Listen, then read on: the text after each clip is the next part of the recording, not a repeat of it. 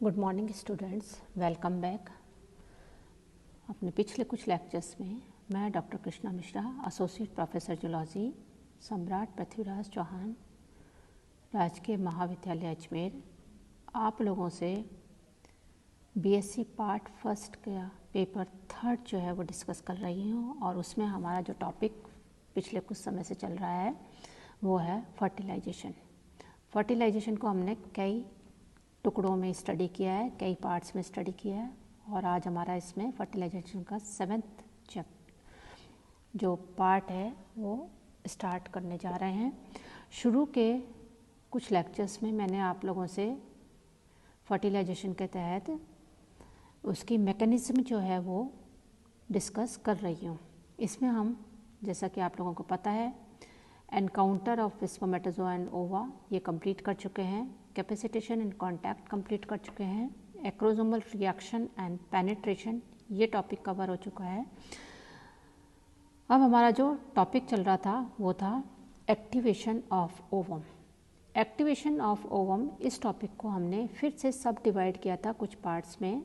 उसमें पहला पार्ट है फर्टिलाइजेशन कोन फॉर्मेशन, फिर दूसरा पोर्शन है cortical reactions and formation of fertilisation membrane. ये दोनों टॉपिक मैं पिछले लेक्चर में आप लोगों से डिस्कस कर चुकी हूँ।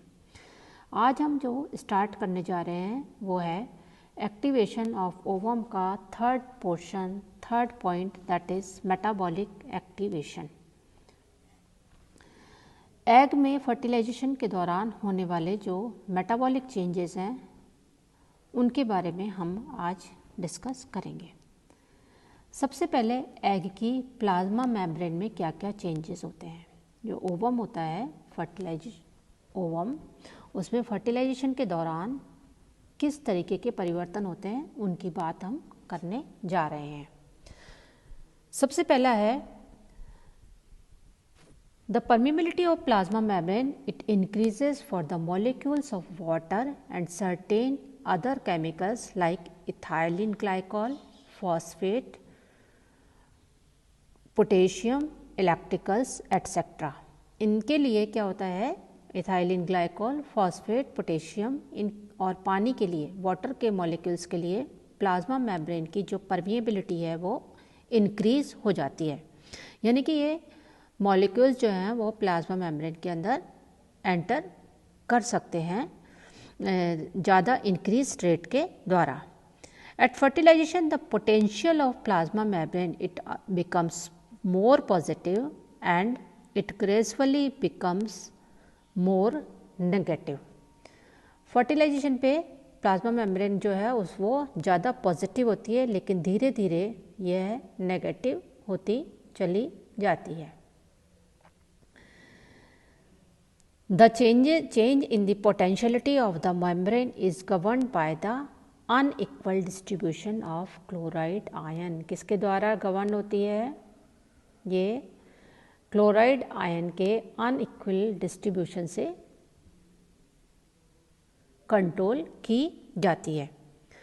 Beside this, a plasma membrane enzyme adenyl cyclase, it becomes activated at the time of fertilization and it starts the formation of a chemical molecule that is 3,5-cyclic AMP, which is supposed to activate most of the metabolic reaction in a fertilized egg. क्या चीज़ important है कि plasma membrane के एक enzyme जो है एडेनाइल साइक्लेज, वो fertilisation के दौरान ये एडेनाइल साइक्लेज जो है वो एक्टिवेट हो जाता है, और एडेनाइल साइक्लेज एक्टिवेट होकर के 3,5-साइक्लिक AMP की फॉर्मेशन करता है। ये 3,5-साइक्लिक AMP मॉलिक्यूल जो है वो जितने भी फर्टिलाइज्ड एग के अंदर होने वाले जो मेटाबॉलिक रिएक्शंस हैं उनको एक्टिवेट करने का काम करता है। सेकंड जो चेंज आता है मेटाबॉलिक रिएक्शन के दौरान, मेटाबॉलिक चेंजेस के दौरान, वो है आयनिक changes. Ionic changes, the certain intracellular changes occurs in the concentration of the cations, especially those of sodium, potassium, and calcium. कौन कौन से धनायन होते हैं, कौन कौन से कैटायन होते हैं जिनमें चेंजेस होते हैं, वो हैं सोडियम, पोटेशियम और कैल्शियम। और इन जो कैटायंस की जो कंसंट्रेशन होती है वो परिवर्तित हो जाती है फर्टिलाइजेशन के दौरान। The change in calcium ion concentration in a fertilized egg, it has great significance in the metabolic activation of the egg. Third जो चेंज होता है वो है change in the rate of respiration. Fertilised egg की जो respiration rate है उसमें भी परिवर्तन होते हैं और कुछ स्पीशीज़ के अंदर ये इंक्रीज़ होती है, किसी में डिक्रीज़ होती है और किसी के अंदर स्टैटिक रहती है, that means as it is रहती है। तो ऐसी जो स्पीशीज़ जैसे सी अर्चिन जो है उसके अंदर रेट ऑफ रेस्पिरेशन जो है वो क्या हो जाता है, इंक्रीज़ हो जाता है। जबकि यदि अपन एग्जाम्पल लें तो रेट ऑफ रेस्पिरेशन जो है वो चिटॉप्टेरस के अंदर डिक्रीज़ हो जाता है, मॉलस्का में डिक्रीज़ हो जाता है और क्यूमिंगिया के अंदर डिक्रीज़ हो जाता है। लेकिन ब्यूफो और फंडुलस के अंदर रेट ऑफ रेस्पिरेशन में किसी भी तरीके का परिवर्तन नहीं होता है, ये एज इट इज़ रहता है, स्टैटिक रहता है।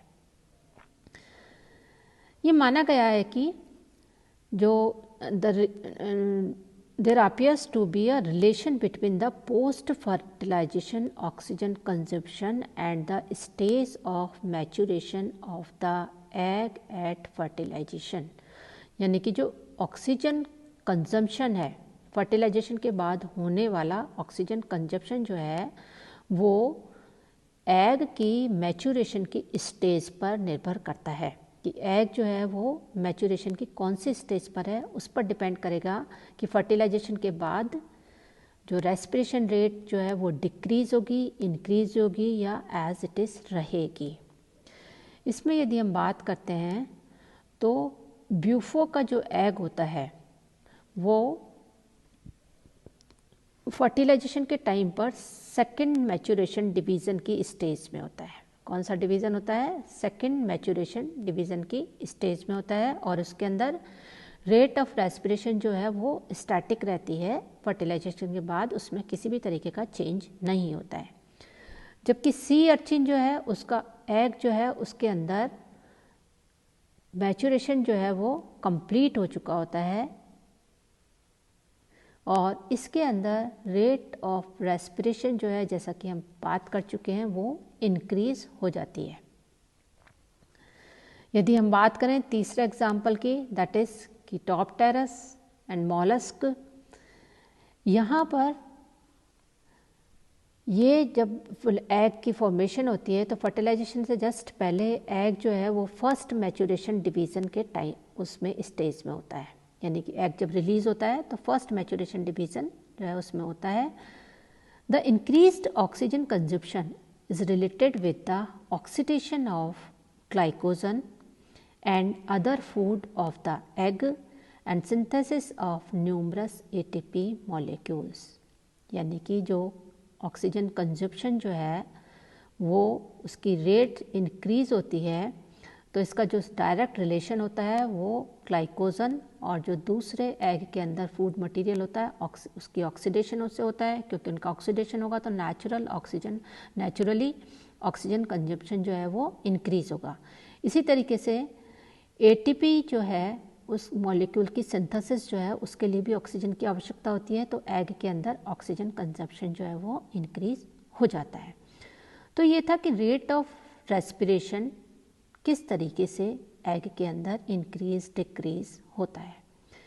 नेक्स्ट हम आते हैं फोर्थ चेंज की तरफ, दैट इज कोएंजाइम चेंजेस, कि कोएंजाइम में किस किस तरीके के चेंजेस होते हैं। The primary action of the spermatozoon consist of the release और activation of the oxidative enzymes of egg and that the ensuring increase in oxidation provides the energy which is necessary for the performance of other changes in the egg and for the development of the egg in general। तो क्या होता है कि oxidation के लिए oxidative enzymes जो हैं वो रिलीज होते हैं, जिससे कि इन जनरल एग के अंदर चेंज होते हैं। यहाँ हम बात करें, it is in a fertilised egg inter conversion of pyrimidine coenzyme NAD into another coenzyme, that is NADP and also NADPH, due to phosphorylation of NAD in the presence of a enzyme NAD kinase takes place। किस तरीके से होता है कि fertilisation के दौरान NAD का inter conversion होता है NADP में और NADPH में। यहाँ पर आप देख सकते हैं यहाँ इसमें कि NAD जो है वो ATP से फॉस्फोरस मॉलिक्यूल लेता है, इसका फॉस्फोराइलेशन होता है और इससे ये NADP के अंदर कन्वर्ट होता है और ATP मॉलिक्यूल जो है ADP बनाता है। इस पूरे प्रोसेस के अंदर NAD काइनेज नाम का एंजाइम जो है वो पार्टिसिपेट करता है। There are ample evidence that NAD kinase enzyme, although present in the unfertilized egg, is in inactivate stage and it is activated only at the time of fertilization। ये जो NAD kinase होता है ये unfertilized egg के अंदर भी present होता है, लेकिन वहाँ पर क्या होता है, ये इनएक्टिव स्टेज के अंदर होता है, लेकिन जैसे ही फर्टिलाइजेशन होता है ये एक्टिवेट हो जाता है और एक्टिवेट होते ही ये NAD को NADP और NADPH के अंदर कन्वर्ट कर देता है। The increased NADP and NADH contents में initiate many synthetic pathways of fertilised egg. तो ये क्या करते हैं NADP और NADH, ये बहुत से सिंथेटिक पाथवेज जो हैं उनको स्टार्ट करते हैं फर्टिलाइज्ड एग के अंदर। नेक्स्ट है change in the rate of protein synthesis. Protein synthesis की रेट जो है वो किस तरीके से फर्टिलाइजेशन से प्रभावित होती है। The cytoplasm of A mature unfertilised egg, it contains complete machinery for the protein synthesis such as DNA molecule, transfer RNA, messenger RNA, ribosomes and proteolytic enzymes which are required during the protein synthesis। ये सारी चीज़ें किस में आवश्यकता होती हैं, DNA, tRNA, messenger RNA, ribosomes और proteolytic enzymes, ये सभी प्रोटीन सिंथेसिस के लिए जरूरी होते हैं। बट नन और very little protein synthesis occurs because the messenger RNA of unfertilised egg it remains masked. किस वजह से नहीं होता पाती है प्रोटीन सिंथेसिस अनफर्टिलाइज्ड एग में, क्योंकि उनमें मैसेंजर RNA जो है वो मास्क्ड रहता है, यानी कि वो छुपा हुआ रहता है, वो एक तरह से कवर्ड रहता है। इस वजह से अनफर्टिलाइज्ड एग जो है वो प्रोटीन सिंथेसिस नहीं करता, लेकिन जैसे ही फर्टिलाइजेशन होता है उसके अंदर प्रोटीन सिंथेसिस होना शुरू हो जाती हैं। There are some evidences that during later phases of oogenesis, यानी कि जब एग की फॉर्मेशन होती है उस दौरान सम इनहिबिटर और repressor proteins they are manufactured in the sea urchins egg which inactivate chromosomal genes, messenger RNA molecules, ribosomes, etc. During fertilization, there is an increase in proteolytic activity of the egg immediately following the penetration of spermatozoa, which removes these inhibitor proteins from them and unmasks the messenger RNA and activate protein synthesis. यानी कि unfertilised egg जब बनता है sea urchin का, तो ये देखा गया, कुछ एविडेंसेस मिले हैं कि प्रोटीन सिंथेसिस की जो मशीनरी होती है वो इनएक्टिवेट हो जाती है और फर्टिलाइजेशन के तुरंत बाद ये जो इनहिबिटर या इनएक्टिवेशन जो है वो रिमूव हो जाता है और प्रोटीन सिंथेसिस स्टार्ट हो जाती है। In the egg of frog the rate of protein synthesis, it is increased quite early at the stage of ovulation itself। Frog के एग में जब ओव्यूलेशन होता है उसी दौरान प्रोटीन सिंथेसिस जो है उसकी रेट काफ़ी इंक्रीज हो जाती है। Next and final metabolic change, it is the initiation of mitosis.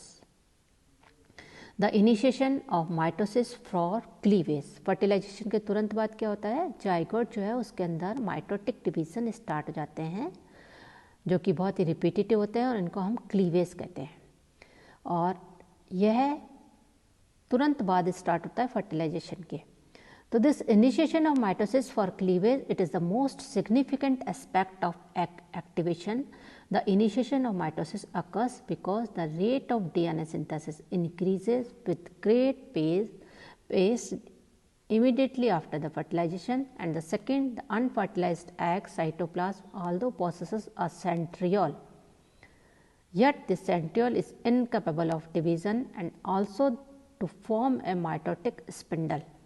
The sperm stimulates the first mitotic division, that is cleavage of fertilized egg by contributing its centriole to the egg. जो sperm होता है उसका जो proximal centriole होता है वो egg के अंदर एंटर करता है और इस सेंट्रियोल के कंट्रीब्यूशन से स्पर्म फर्टिलाइज्ड एग के अंदर माइटोटिक डिवीजन स्टार्ट कर देता है जो कि क्लीवेज जो है उसके इंक्रीजिंग फेज का काम करती है। तो ये था कंप्लीट एग के अंदर होने वाले मेटाबॉलिक रिएक्शंस या मेटाबॉलिक चेंजेस।